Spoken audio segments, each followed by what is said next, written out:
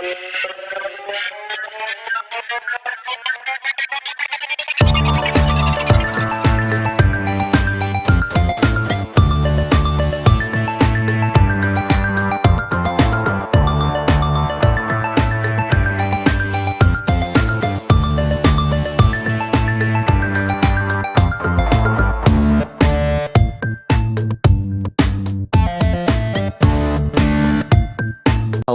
and welcome to Let's Be Nerds.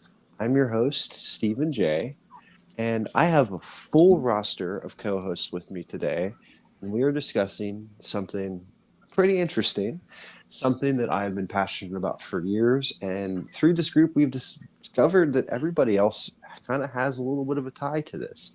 We are discussing mythology, and this is probably going to be a multi-part arc in the episodes, so we hope that you enjoy it.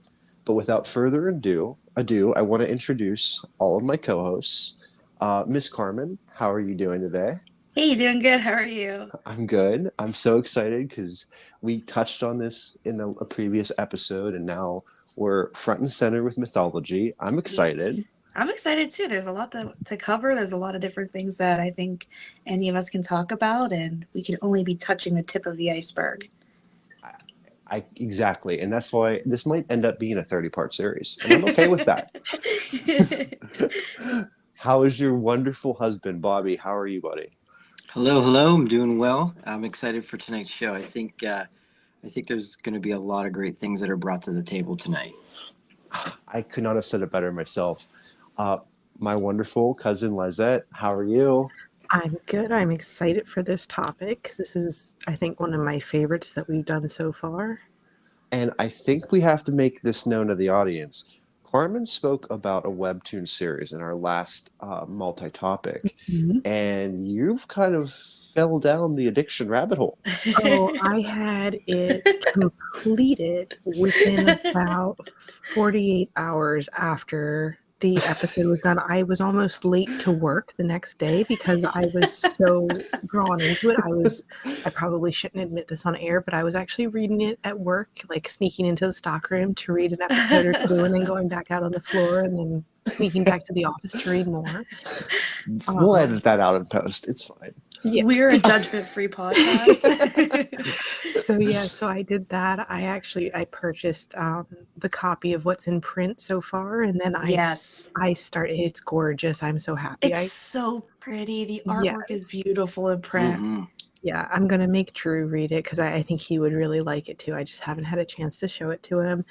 And then I actually went and started digging up other webtoons that were based on other mythologies. So you're down a rabbit hole. I love it. Yes. All in. Definitely. Of course, I have to say, Gordon, as always, how are you? You're here too. How are you? You excited about mythology? I am excited about mythology. I'm excited to hear what everyone is going to be talking about. Yeah, we're going to be talking about specific characters, specific storylines, morality. I really want to consider this like a deep dive, and I'm so excited because this is not your Disney's Hercules. This is like the real deal. And last but certainly not least, the newest person to join our group who is resonating with people, and I'm so happy to have him here. Dylan, how are you, buddy? I'm doing good today. I was really excited about the topics we have lined up for tonight. So I'm excited too. And so we're going to go with Carmen is going to be presenting first. And then Dylan, you might have a little something for us after she's done, which I'm excited for both. I say we just get right into it because, like I said, this could be a 30-part series, and time is ticking by as we're talking. Right. So, Miss Carmen, lay it on us. We know we're going to have some pronunciation issues on my part, especially. But let's get into your story. Yeah. So, I'm actually not going to be talking about any gods specifically. I was going to touch on an ill-fated family in mythology. And that would be the story of Agamemnon and Clytemnestra.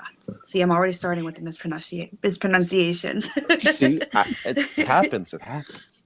So The story falls under the ill-fated family is the House of Atreus, Atreus. I don't know if it's any correlation with the band Atreyu.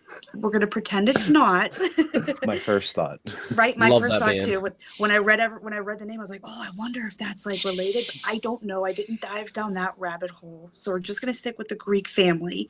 The House of Atreus had several ancestors that it's kind of one of those things where it's almost like the sins of the forefather have cursed the sins of the sons and daughters, but yet the sins of the sons and daughters are far worse than the sins of the forefather. It starts with Tantalus is the original ancestor of this house, and you may be familiar with Tantalus. He's a human who was actually kind of, I don't want to call him a demigod necessarily, but maybe that's the right word for it. He was a son of Zeus and a mortal woman, and the gods actually kind of respected him and revered him.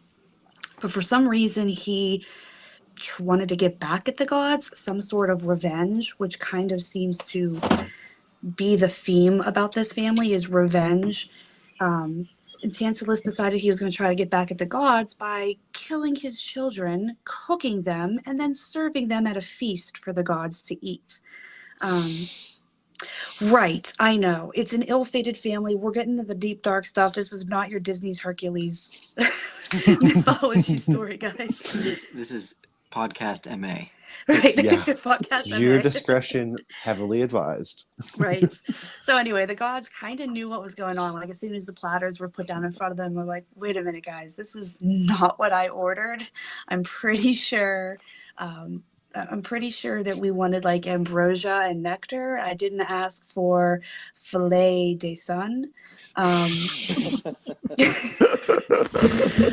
So sorry. So the gods, to punish Tantalus, and this is kind of maybe perhaps where you are familiar with Tantalus, is they decided to put him obviously in the underworld in Hades, and he is the person that is punished for every time he is thirsty, he's standing at a riverbed, and every time he tries to bend down and get a drink of water, the river waters rush away, thus leaving him forever thirsty. There is a fruit tree directly overhead. Every time he's hungry, he could just literally reach up and try to grab an apple, but every time he does, the fruit tree grows higher and higher and the fruit goes further away. So you get kind of the tantalizing word from his namesake, something that is glittering and gleaming. I think that's where that comes from. But he's forever thus hungry and thirsty. And he starts kind of like the curse in this family line. It does skip a generation or two. And I'm going to kind of skip over those ones because they get really convoluted and confusing, and that's not the main point of my story. But that's basically where this ill-fated house kind of begins, is the sins of the father of Tantalus, and they somehow kind of wind their way down through the generations to Agamemnon and Clytemnestra, who are husband and wife. Agamemnon was a Greek military hero, was a very prominent figure in the Trojan War. Trojan War. His brother, Coming through. King Menelaus, Agamemnon's brother is King Menelaus, who was married to Helen of Troy, which thus created the whole entire Trojan War saga. But as everybody was getting ready to go to war, and this may be another myth that we could kind of talk about with the Trojan War, so to speak. Something was going on with the gods where they were kind of trying to prevent certain forces from coming and attacking, because the gods kind of played sides during the Trojan War as well too. And a lot of the Greek fleets were prevented by one of the gods or goddesses creating like this storm, this wind that wouldn't allow the Greek ships to float out of their harbors. So Agamemnon, in an effort to try and sway the winds on his side, did something that was quite unthinkable. And he decided to offer a human sacrifice to the gods and goddesses, specifically the goddess of Artemis, to see if that would help sway the winds on his side. And it wasn't just any human sacrifice that he decided to give. He chose his eldest daughter to sacrifice. I know. Spicy. Spicy. He didn't serve her as a meal, but he did offer her as a human sacrifice to the goddess Artemis in an effort to get his boats to sail out of the harbor and thus get to the Trojan War to the front so that he could be the Greek war hero. Little backstory is that, again, another myth we could possibly touch on is the gods and goddesses did not like human sacrifices. There is a whole thing with the myth of Prometheus around what the gods and goddesses would deem as a proper sacrifice to them to honor them, and humans was not part of it. That was very taboo. It was very anti what they wanted. So the fact that he decided to give a sacrifice, but not just any sacrifice, but a human sacrifice, is kind of a big deal, like a big no-no. And the fact that a goddess kind of allowed it to happen is also kind of weird. That's not something that you would typically see in Greek mythology, is human sacrifices and then gods and goddesses kind of wanting human sacrifices. But at any rate, Agamemnon sacrificed his eldest daughter, Iphigenia, and then his wife, who was back home, Clytemnestra, obviously found out that her eldest daughter was killed by her husband, and was not happy about it. So for the entire 10 years that the Trojan War was going on, and while Agamemnon was fighting on this battle during the Trojan War, Clytemnestra's back home, keeping up with the homestead, and just like most other Greeks, taking up a lover. So she and her lover, Aegisthus, during this entire time are plotting and planning and trying to come up with what kind of revenge they can do to get back at Agamemnon for taking the life of their child. When Agamemnon finally returns home, he's none the wiser. He thinks he's this Greek war hero. Everybody loves him except for his wife. So literally as soon as he walks in the door, says, "Hey, how you doing?" She and her lover strike him down, kill him, and they think they are the greatest heroes of all time. They think that they have redeemed and avenged the death of their daughter, Iphigenia. The whole point of this story and the kind of the theme is revenge. And they don't see themselves as taking another life, but rather kind of taking justice in their own hands. And so they think themselves as heroes. And I think that's kind of what I like about this myth. And I'll kind of circle back to it. Mm-hmm. After Clytemnestra and her lover Aegisthus strike down Agamemnon, they basically kind of imprison their next child, Electra, and luckily the son, Orestes, is able to escape or flee or leave the homestead, so he is free from their wrath, so to speak. Electra, as the daughter, surviving daughter now of this family, has her sister who has been killed by her father. Her father has been struck down by her mother. Her mother has a lover. Neither of them really show her any affection, any care. And she starts to kind of have this, I don't want to say unhealthy, but it's a very estranged relationship with her mother where she's almost glorifying her father. And if you're familiar with the Oedipus complex, the Electra complex is a similar but reversed gender roles. Mm-hmm. So the Oedipus complex, as Freud kind of explained, is where a boy has this unhealthy relationship with his mother or female figure in his life. Of course, it's Freud, so it's some kind of sexual relationship with the mother, mm-hmm. and a distrust, hate, really like not liking the male figure, father figure in his life. Electra's kind of the opposite. So it's a female who has this weird attachment to her father and a very unhealthy, estranged detachment to the mother. So for many years, Electra suffers the abuse of her mother and her lover. And all this time, Orestes is growing up somewhere safe. He's kind of trying to grapple with the fact of like, what do I do? It is my duty to honor my parents. I have to avenge my father's death. This is a time in, history where it is kind of the right thing to do. If somebody has wronged your family, you need to make that right. You need to try to earn back, I guess is the word for it, perhaps. I'm not sure if that's the right word. Mhm. Atone, maybe, is just Yeah. seek some kind of, retribution for your family that has been wronged. But how do you do that when literally the person who wronged your family is your own mother? So he's going back and forth with this like existential crisis of, I have to avenge my father, but how do I do that? Because to avenge my father, I have to strike down his killer, and his killer is my mother. But how do I do that? Because that's my mother. How do I dishonor my family like this? Right. It's horrible and terrible. But eventually he kind of goes to the gods and is like, gods, tell me, what am I supposed to do? How do I handle this? Do I do nothing? Do I do something? What's the something I'm supposed to do? And he hears a message from Apollo, and Apollo basically tells him, you got to do it. You got to go kill your mom. So he and I think a cousin, after this is years later, so like he escapes, Agamemnon dies, and he like grows up outside of the house. So now he's like a teenager, let's say, goes back with his cousin, breaks into the homestead, and obviously strikes down his mother and her lover Aegisthus. So he has atoned for his father's death. He has avenged his father's death by killing his mother. And again, he's wrestling with this, just kind of grappling with like the weight of what he has done. And this is where the curse is broken, because every single time somebody in the house of Atreus has sought revenge, has killed somebody, has murdered somebody in the name of avenging somebody else, they've never grappled with the weight of what they did until it came to Orestes.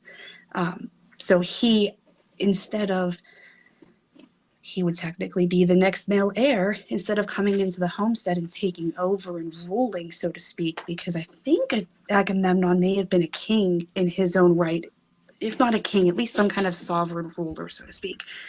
But instead of Orestes doing that, which he would have had every right to do, it was his birthright, he left.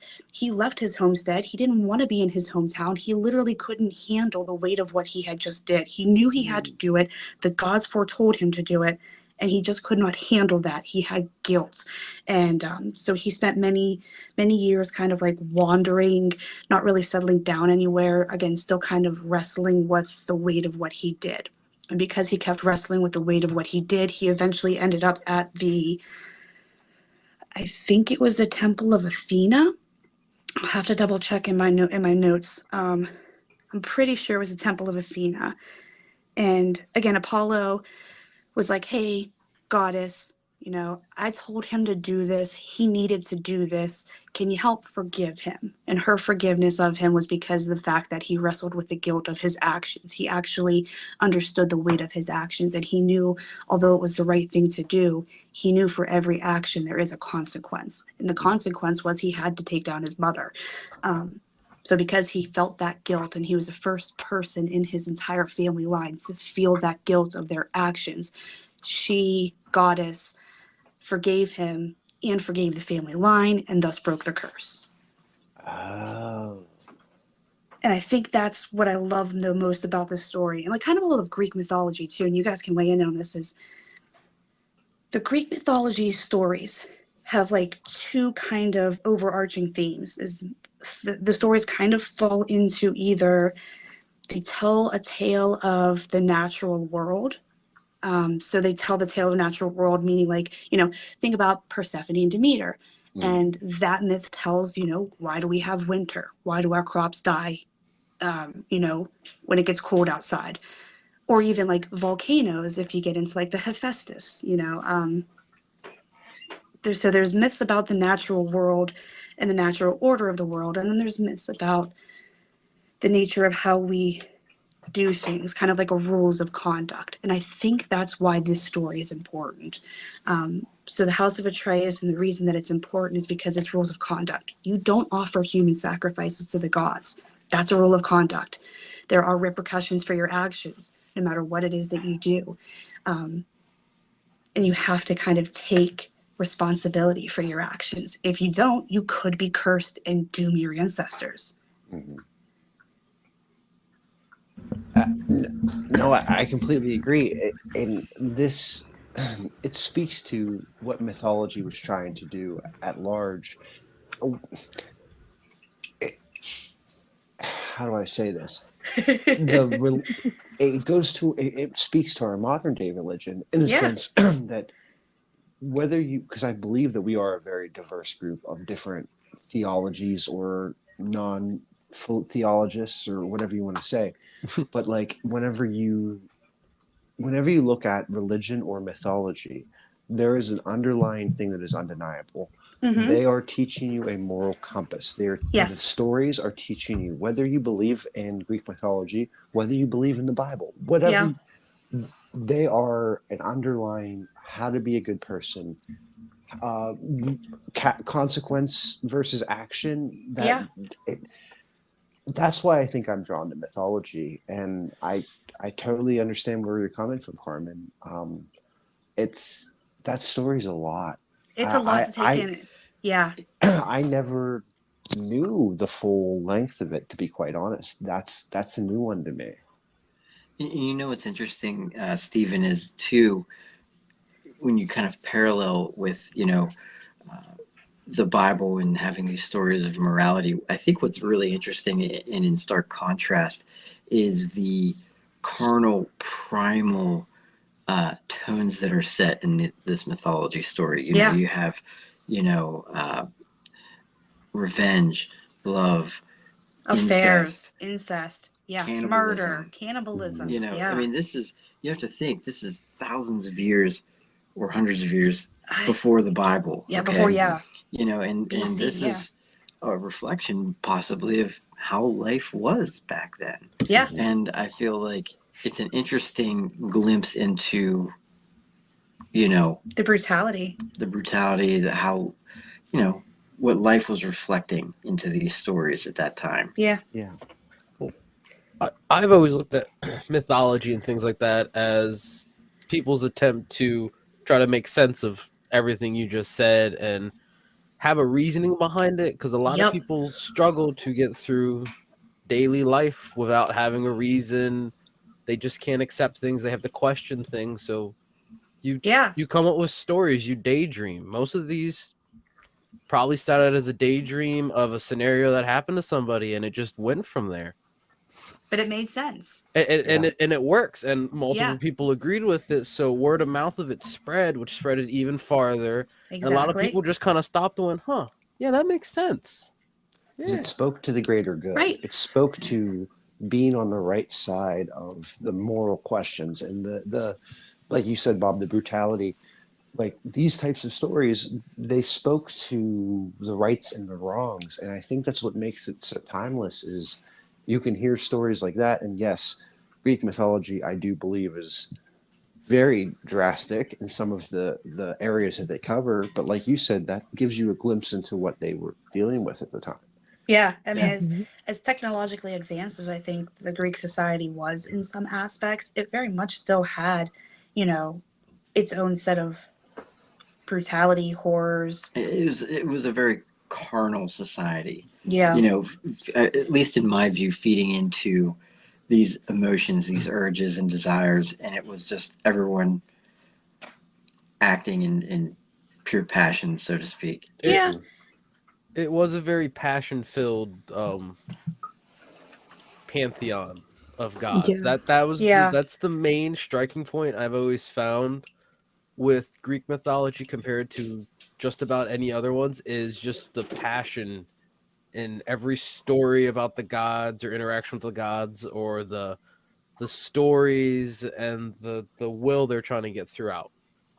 I feel like that's a good point, because I was going to make a comparison with some of the other mythologies we've studied, but the more I was thinking about it, Greek mythology doesn't really, and then it extends into Roman because they how took close, paste, alt delete, pretty much. Yeah. But those two it's kind of hard to compare them to a lot of the other mythologies properly, because like you said, they are so much more passionate in both the ups and the downs in all of their stories. It doesn't carry over consistently in the other mythologies that I've researched. You know what I think, and you guys weigh in on this. Do you think that's because the Greek and Romans have more human elements to them. So they display more like human emotions than some of the other mythologies do.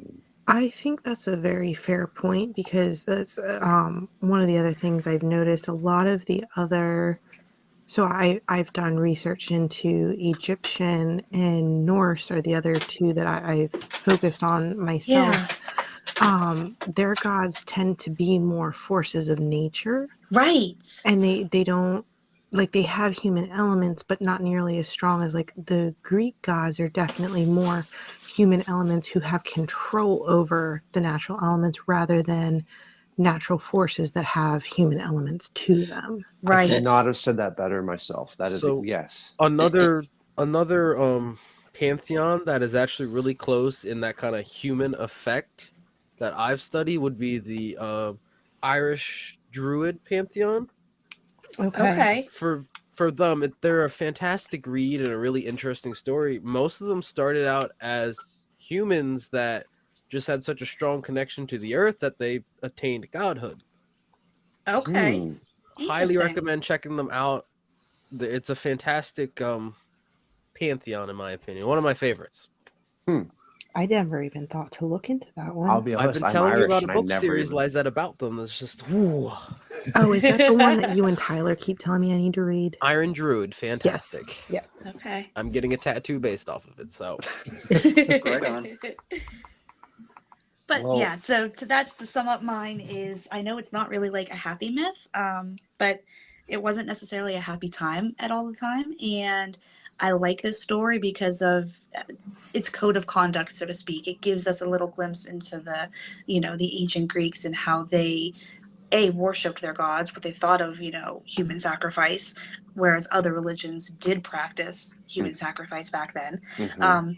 But also like that honor and duty and family and kind of, where do you cross the line or draw the line when you have honor and duty family that is directly at odds with specific honor, duty, and family? Mhm.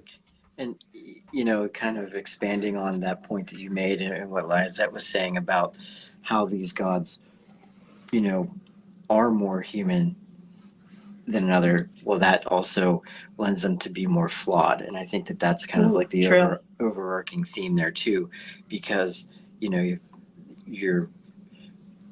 because everyday people do grapple with these things all the time. Yep. And they don't always make the right choices either.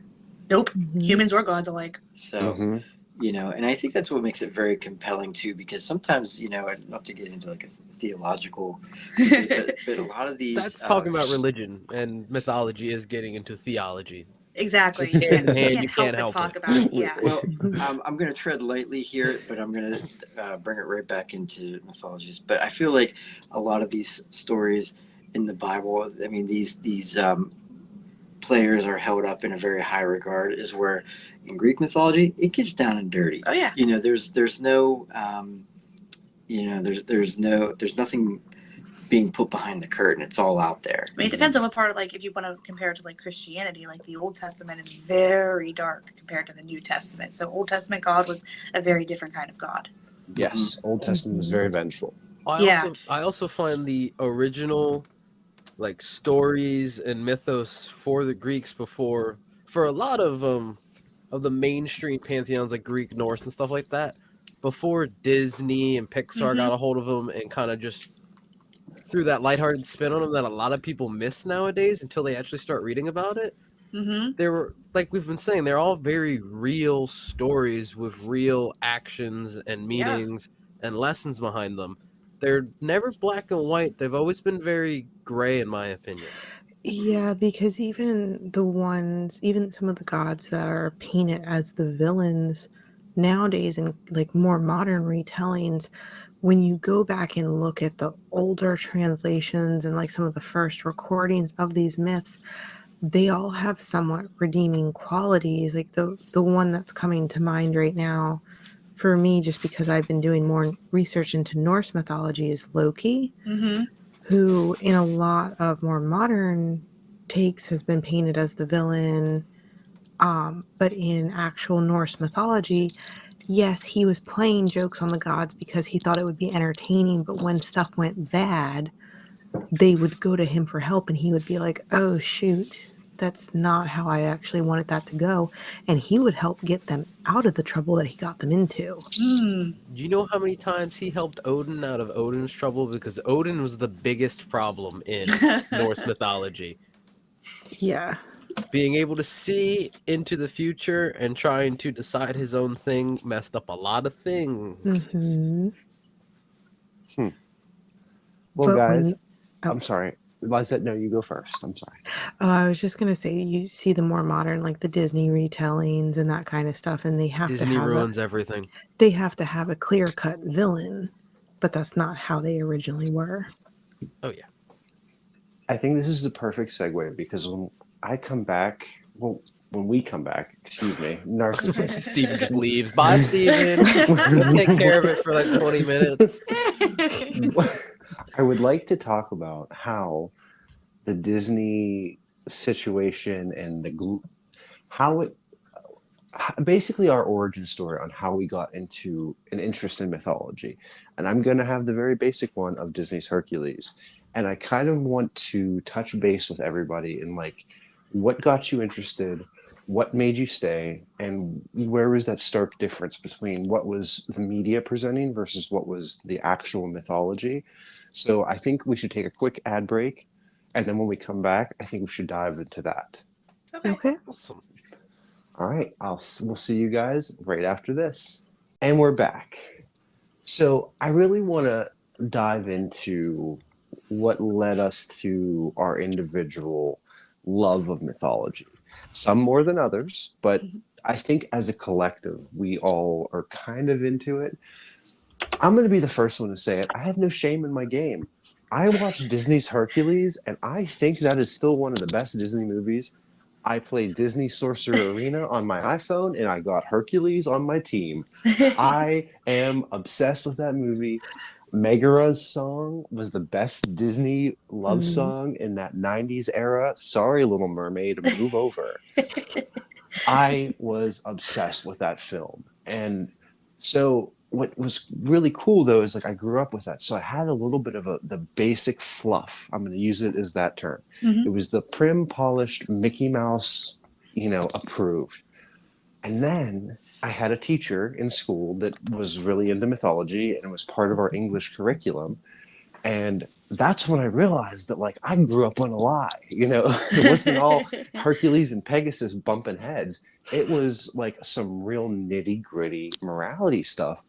And probably because I'm a manic person, I was like, well, I have to read more about this because now I'm obsessed and now I have to figure out like, how much of this do I relate to? And it was like, Disney's Hercules truly spiraled me into this world of mythology. And I'm thankful for it because I believe, Dylan, you used the term, I don't want the black and white, I want the gray. And I love that expression because to me, that's the truth. Like, as you grow up and as you get older, you realize there is no black and white. Even though as a kid, you're taught there's right and wrong. It's ambiguous. It's not all in that. Carmen, your story really encapsulated that. Yep. Yeah. I mean, I think that's anything in life. There's not a whole lot of black and white. There's a lot of gray area in everything we do. And I love that because it allows you to kind of expand your mind, put yourself in the character's shoes or the first person's perspective. And that's what really got me hooked on mythology. And I guess I just want to hear from you guys. What was your interlude into mythology? What got you hooked? What was like the thing that really kicked it off for you? Gordon, I gotta ask, like, I know you're maybe not as heavy into it, but like, I know you're interested in it. So like, what was your exposure? What happened with you? So mine's not nearly as glamorous as bowing down to the mouse and following it through there. Which, although I probably watched Disney's Hercules more times than I can count when I was a bit younger, because it was one of the only VHSs that I owned at the time. Yes, I know what a VHS is for you too, Lizette and Steve. The dinosaurs in the group. But I really started getting into it honestly last summer. Not 2019 summer, because Netflix rolled out a new TV show called Record of Ragnarok, Mm-hmm. which if you haven't watched it, without spoiling any, which honestly, it's been out long enough. So it's the gods are gonna have a Ragnarok tournament, which is pitting a god against a mortal, which sounds completely unfair Is in this the every anime? way. Oh, Yes, okay. Look, see, animes. I am I type prefer the anime. manga of it. This is the anime on Netflix, not the manga. I Manga, just saying. Yeah, the manga's always better, but my simple monkey brain likes watching the pictures move, so I don't have to read. You Gordon. can make the pictures move without monkey brain. I manage it with my ant brain. But it was that show along with another one they came out with. I'm blanking on the name of. It's some TV show where surprise surprise the son of Zeus is uh found by some god, is taken up to Olympus and trained in his powers. There hasn't been a second season yet. Probably didn't get enough traction to get a second one. Is I'm that sad also about is it. that also the anime? Yes, it's on Netflix. I just don't know what it's called. Shoot, I started watching that one. Hold on a second. Is it I'll Blood of find the Zeus? name for you. Yes, it is Yes. Blood of Zeus. Yeah, it is Thank Blood you. of Zeus. Not Welcome. Zeus out there sleeping with somebody else's wife. You know that? Yeah, he. As a That's like goose, the that's my first thing favorite. you come in. That's the first thing you come in on in the TV show. I'm pretty sure is Zeus flying away from this house as an eagle, and this woman being pregnant and having a child. I'm wrecking Oh, so harlot.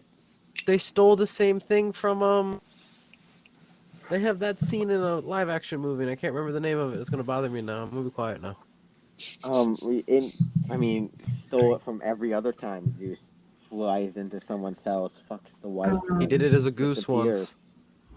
I don't Swan. think- I don't even think we or hit the 3-minute swan. mark. That's close He enough. was a swan. That was with Leto or Lita. I think he was All with I remember Leto. is he was a At least bird. Leto. Yeah. He was a bird. He was a scound dog or hound dog. Yeah. Excuse me.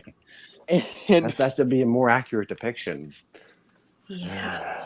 and not to have my little rant about TV shows go on a little too long. What I'm currently watching now, another anime. It's called "Is It Wrong to Pick Up Girls in a Dungeon?" No, Drew's You- watching that too. Sir, Now I've sir. seen this 100 times. It's about mortals joining familias of gods to gain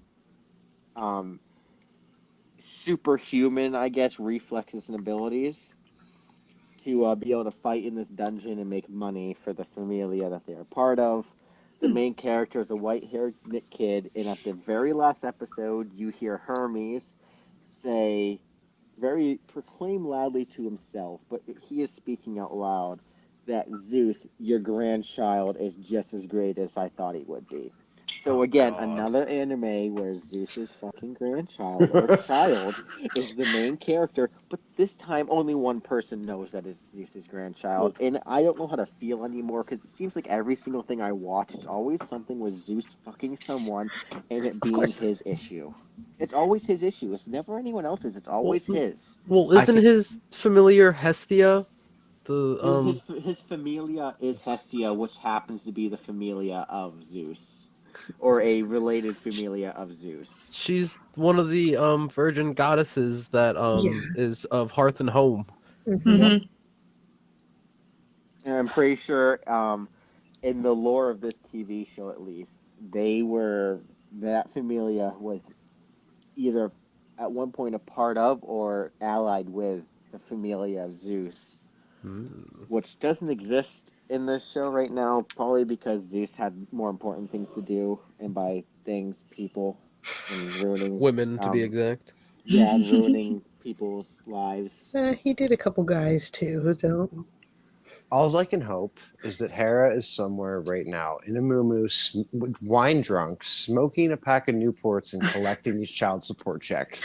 Like that's the best I can hope for her. She wasn't a saint either, though. No, none of them were. None of them are. Okay, so let's move on to Lizette. Why don't you tell me what made you fall down the rabbit hole of mythology and why you're here today? All right, so I have a couple different things that led to it, but the first introduction I remember having to mythology was when I was in, so either third or fourth grade. No, you were born. You're just too young to remember. That's why I told you. It's been bugging me, okay? All of your guesses were wrong. Be quiet.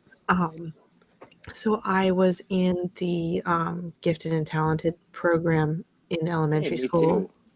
where I wasn't. I thought you were in the special ed program coordinator. Oh, are those different? Yeah. They changed their names? Dang it. Oh my goodness. But anyway, so I got pulled out of class twice a week, and the teacher for this, there was only seven or eight of us in this class that we got pulled out for, and she gave us one of you's laughing at me right now, I know it, but she gave us additional like material to learn because we were Homework. Yeah, Homework. It's higher learning. we got more projects and everything, and one of the units she did with us was actually Greek mythology. Now, mind you, we were in elementary school, so it was highly edited. Mm-hmm. It was Disney fluff, I'm sure. It wasn't quite Disney. More than Disney fluff, to be honest. It actually wasn't quite Disney fluff. Like we knew that none of them were 100% good or bad guys. We actually did learn that. Oh, cool. This would have been, it was after Disney's Hercules came out, but we didn't watch it in class. Like, she actually taught us, she found books that were written appropriately for our age group, but that were the actual myths. Mm. And part of our projects in this class, I have to go to my dad's house and see if I can find this. We each had a blank VHS tape that we had to take to class with us, and our projects, she made us do video projects for everything. So she partnered us up for Greek mythology. We each picked a myth, and we wrote out a little script based on the myth, and we acted it out. And I actually have a recording of me and one of my friends doing the myth of Pandora. And it's only about 5 minutes long, if that. But so that was my real introduction to Greek mythology. And then going from that, my mom and I always really liked Egyptian culture. So, and we did watch The Mummy and a bunch of stuff like that as I got older. So I started learning more about Egyptian mythology, but I always had that love for Greek and Roman mythology. So when like the Percy Jackson books were coming out, I read some of those. I got really into a bunch of different retellings. I was always reading new myths, and like any of the books that I could find in the school library, I was reading those.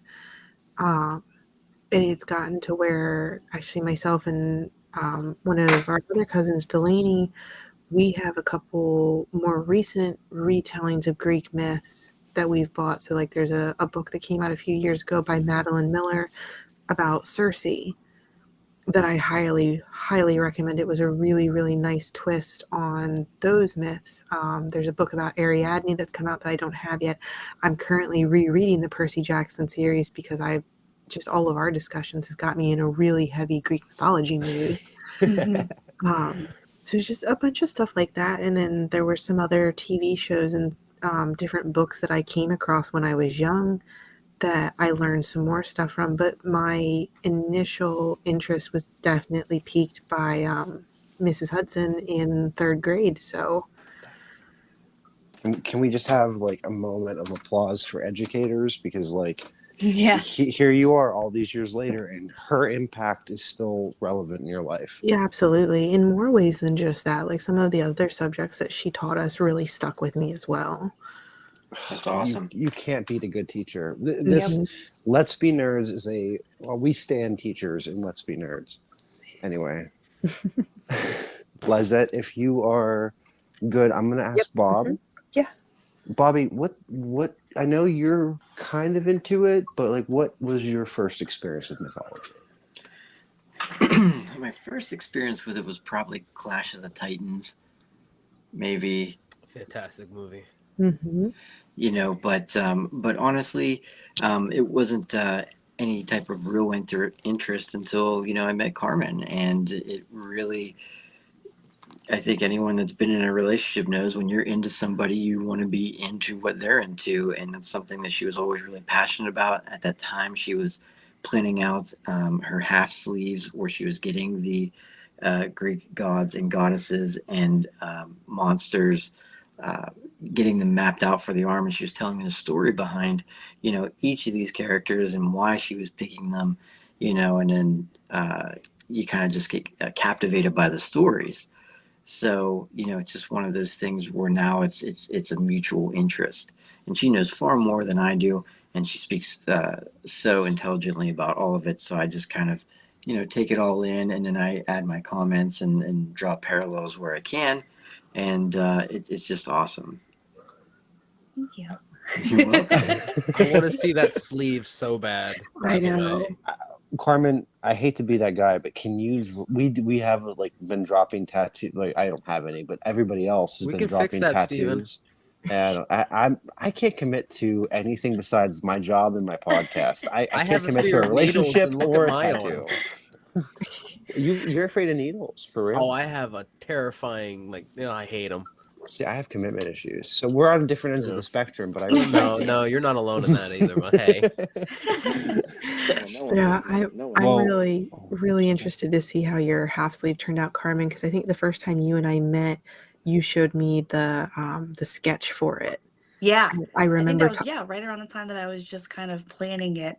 So I kind of gave him on my left arm I have the monsters, and I kind of gave him free reign. I said the only one I want to do for sure is Medusa. Other than that, have at it with any other Greek monsters. Here's a book to go off of. So he gave me Medusa's kind of like right on the outside of my bicep. So like if you're looking at me from the side, you're going to see Medusa giving you her stony glare.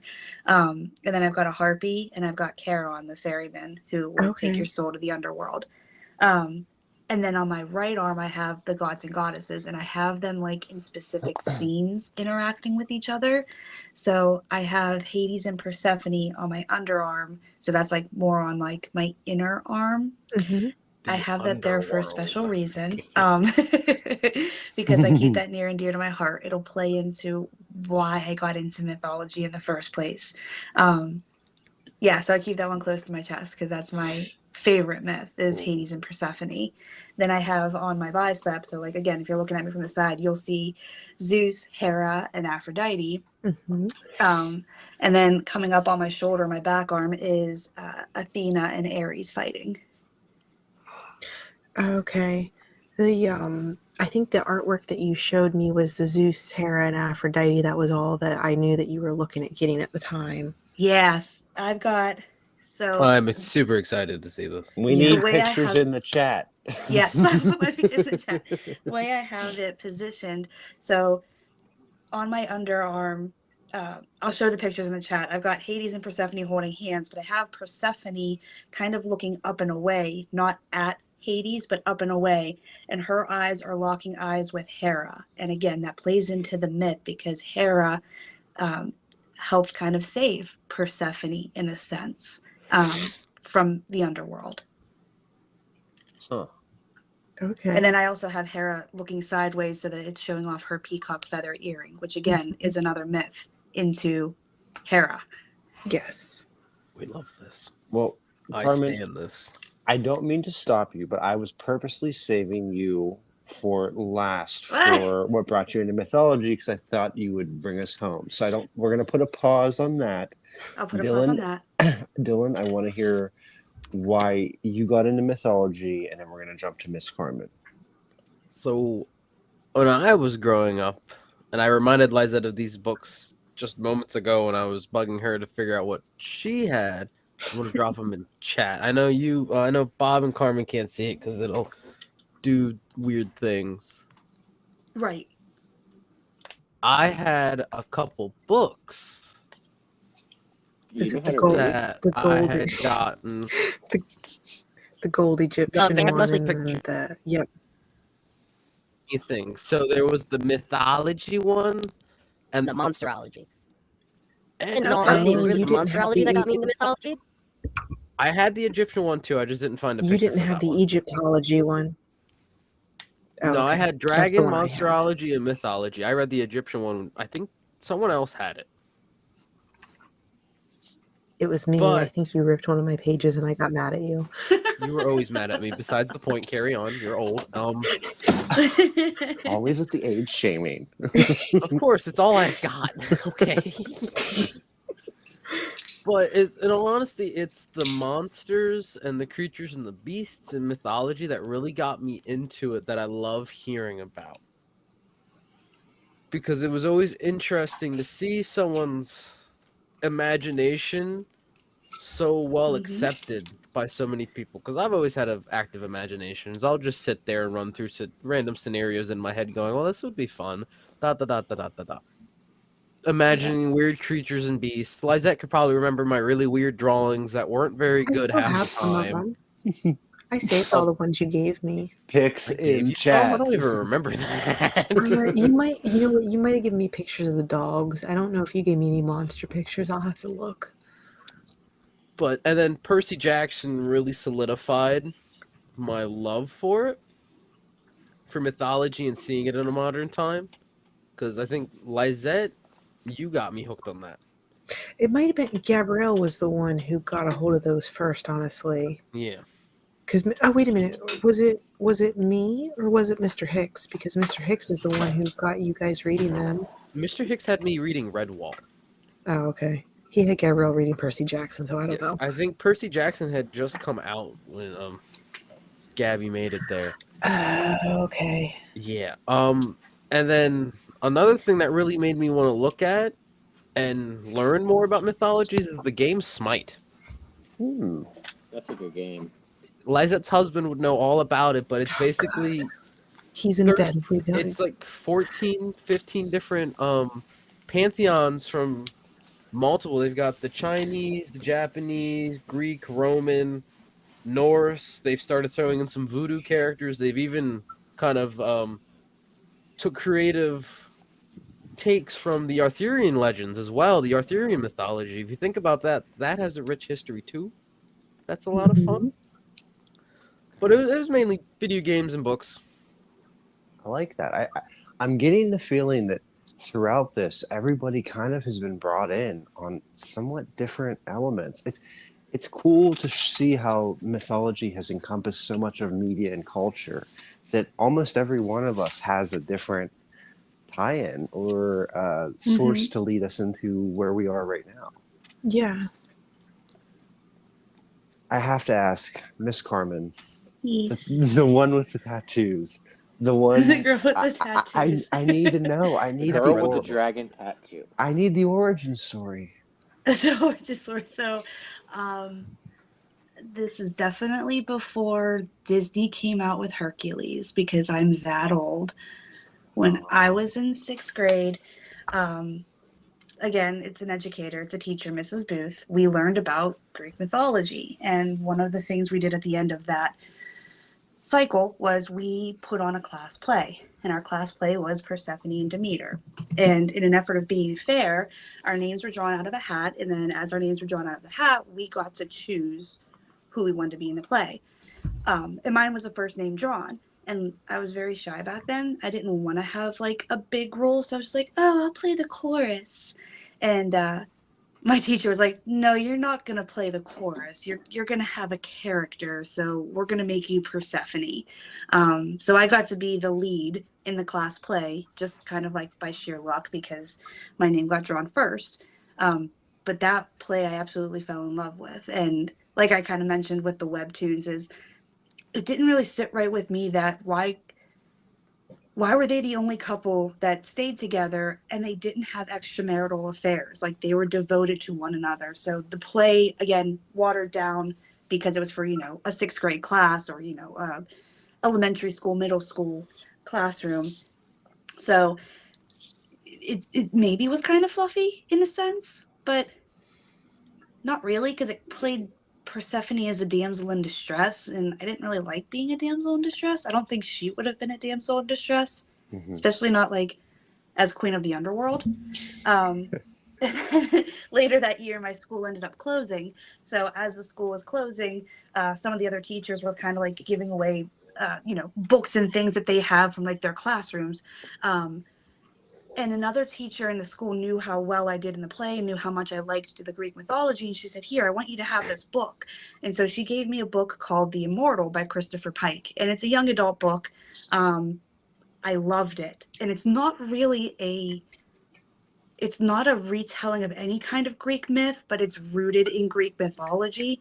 And it's a very interesting story where essentially two girls who are best friends in modern times have this tie-in with ancient Greek mythology and history, where they are basically the spirits of ancient goddesses that were at war with one another, like an internal struggle battle, and their spirits got shoved into mortal girls, and they grew up best friends, but they're really actually mortal enemies. What is that That called? sounds Wow. interesting. It's a very good book. Sounds really good. It's a really good book. Here, like the premise of it, again, it's a young adult book, so it's older. It was written in 1993 by Christopher Pike. It's called The Immortal. It's old. Name sounds but so familiar. It does. I was thinking that. I the hear the overview keyboard. says, Everyone's looking it up. Sorry. right? People looked up it. The overview says Josie is on vacation in Greece with her father, his new girlfriend, and her best friend. While visiting the sacred island of Delos, she accidentally stumbles upon an ancient artifact, a tiny statue of a God. goddess. Immediately, Josie is enchanted by the statue and takes it with her when she leaves the island. And that tiny idol ends up being the idol of her as the goddess. And she doesn't realize that until the very end. Spoiler alert. I'm looking at the paperback cover for it. I'm like, did oh yeah, you see that that's an too? old book. It's an old Yeah. book. Did you see Interesting. do you see the price for it on Amazon? For paperback? Uh-huh. Yeah. No, how much is it? For the 800 original. Oh wait, which one are you? $864. What are you looking at? What? I have it upstairs in my bookcase, guys. If you want to buy it, like, or you want to Interesting borrow that it, is, guys, we can but paperback It it. says it's new. They're new, brand new ones. There's one on here they have listed for over $1,000. Oh my goodness, no. God. So I'm looking at some mass reprints for a paperback that says 1214. I found the one I'm getting. There's 11 of them used for $235.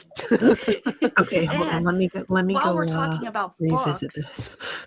one of the reasons that I wanted to talk about my myth with Agamemnon and Clytemnestra is there is a modern book out, which is a modern retelling of that story. It's called House of Names. I haven't started it yet. I mean, I officially just started it, but I'm literally only 10 pages in. But if you're interested in reading, I would be more than happy to book club this one as soon as I finish it. We're going to start Also, a Tuesday book club episode. I'm loving the sleeve, by the way. Yeah. But isn't it cool, like, how there's, like, all these Greek myths that now, like, we're finding out about, and they're retellings, but in our world, so they make a little bit more sense to us, and it's still relevant all these years later. Exactly. The story still applies, and so many writers have found it incredibly easy to apply it to real life. Mm-hmm. Yep. That's the beautiful thing about theology, mythology. The concept of the story is there, and it can be reapplied and reused and repurposed for any era. And Yeah. it's a beautiful thing. It really is, and I'm addicted. It makes me moist. Okay, well, I think we just ruined it. I hate that word so much. Thanks Why for does joining everyone us, hate that everyone. word? You don't like a moist cake? Nothing tells No. me I need to go What? to the I like- outro like the word moist. Yeah, you said it, not me. The word moist is great because it makes everyone uncomfortable. I don't. Why? I don't That's- know. Because they're babies. That's a whole nother episode, probably. They're like That's Benjamin probably Button, an old hour-long babies. podcast discussing why that word's awful. It's because they're old. Anyway, I love this episode. I am excited for part 2. Dylan, I believe you're going to be kicking us off in that one with a story, and we're gonna keep on going with mythology. And I don't know about you guys. How's everyone feel? I love this, and I think it's a good direction we're heading. Yeah, I enjoyed this a lot. I can go for 600 episodes of this. I know. Right. Are we now a mythology podcast? Yeah, we're just We're at- nerding out about mythology right now. That's all. And you know what? Maybe it'll be like a little special that we can start doing on the side. We have a lot to discuss. And I guess I just want to say to those of you listening, thank you for being here with us. Thank you for continuing to support this podcast in the last 2 to 3 weeks with the episodes we've released. The support has been awesome. And I speak for everybody. I don't want to, but I think I can when I say that we all appreciate it. And the best part about this is with us doing it through Anchor. If you're listening on the Anchor app, you can actually correspond with us. You can send a voice memo in to us, the production team, myself, Lizette, Gordon. We will see it. We'll be able to implement your questions or your feedback or even just commentary into the next episode. So please take advantage of that feature. It's what separates Anchor from a lot of the other podcast hosting apps. I also want to encourage everyone to join our Discord server, and we also have a subreddit. What you see on this show is what we're trying to convey is a community and like-mindedness, and I think you get a better grasp of that when you're on the Discord or when you're on the Reddit, because you realize that you're part of a community. And right now that's really important. And to speak candidly, this is something that's really been beneficial to me, is to kind of realize that you're not alone in your fandoms and your nerddoms, and that this is truly, as much as it's a buzzword, this is a safe space. This is somewhere where you can talk passionately about what you care about and not be admonished for it and be appreciated. And we're in a really dark time right now. I think whether you're reading the news or you're avoiding the news, or seasonal depression is setting in, I really want to encourage everybody to join our community and know that this is a safe place to land. And I think this is the direction we're heading, and I want everyone to feel welcome here. We are stopping the gatekeeping of the term nerd. We're proud to be nerds, and we want you to be proud of your fandom and your nerddom as well. If you're listening on Spotify, we have community polls up. The question for this episode is going to be, what is your favorite Greek mythology tale, and what got you into Greek mythology? Please let us know tell us about it. I guess it would be more of a question than a poll. We read all of them. We'll feature the best ones. We really are trying to build a community here, and I am excited to be a part of it. And I am so excited to have such a wonderful panel of people with me as we create and build this environment. With that being said, I also want to thank Anchor for sponsoring this podcast. Without them, it would not be possible. If you like what we're doing here and you have a group of friends similar to ours and you want to start a podcast, go through Anchor. They could not be more accommodating. And I guess with that, I think we're done for Mythology Part 1, and we'll see you in the next one. Gordon, Lizette, are you guys as excited about the New Year's Eve special as I am? You know it, Steve. I mean, I know me and Drew are excited. We're both going to be there. And I think, Dylan, you're going to be there too, aren't you? You bet your shiny gold buttons I'll be there. Guys, do you know who else? Carmen, you are coming. I'm so excited. Yeah, me and Bobby wouldn't miss it for the world. So this is going to be our first time doing a live event, and people that are listening can actually come in, join the chat. They can join in on a microphone or through text chat, and they can actually be a part of it. This is like the best way to end season 1. I lost my left shoe thinking about it. Did it knock your socks off? Not to even have those on in the first place, so just a shoe. Just a shoe. What time is this going to start at? So we're looking at, because obviously we have to celebrate midnight. So we're thinking around 10 or 10:30. We're going to have more details to follow. So this is really important. if you want to be a part of our New Year's Eve special, you have to get on Discord or Reddit. You have to be a part of the community to be on. I can't explain how excited I am for us to be live. We're going to take your chats. You can join in on the call. Tell us what you like about the show, what you don't like. This is going to be the most interactive we've ever been with anybody. It's so exciting. But, Gordon, do you know what the real thing is? Is they have to have Green Room. Can you tell them You about have Green to Room? have Green Room. Green Room is a lovely addition to Spotify where we are able to go live and just be able to record with all of you guys listening in. You guys can ask to speak with us. You can join us. You can join in the live chat throughout the whole thing. We can bring you on so you can share your opinion on our podcast or just your opinion on some random BS like we love to do on our podcast and just chill with us all night. And Lizette, do you know what the best part is? What's If that? are you a listener to Spotify? Yes. If you have a Spotify account, you can just download the Green Room app and immediately create an account. How easy is that? Oh, okay. So it just ties into the account that you already have for Spotify. Exactly. It's perfect. It's going to be like a 2-second download process and then a 2-second sign-in process. Okay. Carmen, I don't know about you, but I would really think that it'd be cool if some of our listeners would like either join in on the voice chat or through text and tell us New Year's resolutions. Are you big on New Year's resolutions? Not so much on resolutions, but I just love being with friends and family, and I think it would be a great time to have more of our friends and family who are listening be a part of this so that we get to hear from everybody. And what's a better way than celebrating the new year than to start off with a group of friends that are all on the same page? Exactly.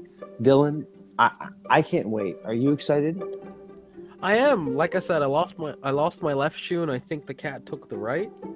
Oh my gosh. I you're should hopefully you're find it in time. If not, like you said, I can join through Reddit or I can join through the Discord. I can't wait. Well, I will see you guys all there, and everybody listening. We hope to have you be a part of our special night. It's the season 1 finale.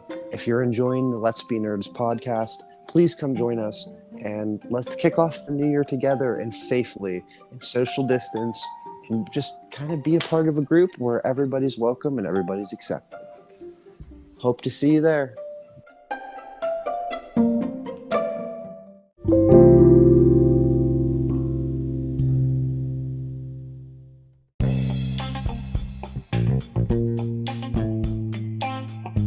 Let's Be Nerds is hosted and executive produced by Gordon Bryant and me, Stephen J. McLean. Let's Be Nerds is a production of Speak Easily Productions.